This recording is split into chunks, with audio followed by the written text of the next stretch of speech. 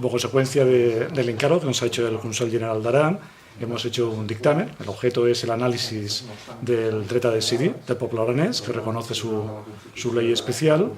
Hemos destacado de entrada su originalidad, su novedad. Es la primera vez que en un texto normativo se reconoce con esta terminología el derecho a decidir.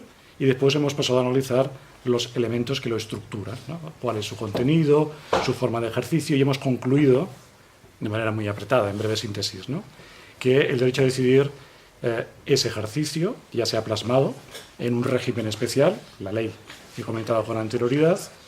Es también garantía, en la medida en que impide que se modifique ese régimen especial si no hay intervención previa de las propias instituciones aranesas, y tiene de cara al futuro también un componente de reivindicación.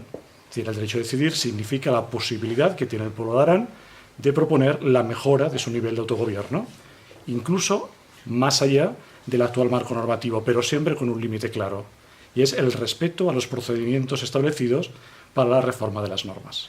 Amb l'actual marc constitucional que hi ha en l'Estat en Catalunya, quines són les possibilitats que mostra aquesta disposició addicional primera de dret a decidir del poble aranès. Per tant, actualment hi ha emmarcada exclusivament l'hagués d'àmbit territorial català i administratiu, per tant, Parlament de Catalunya.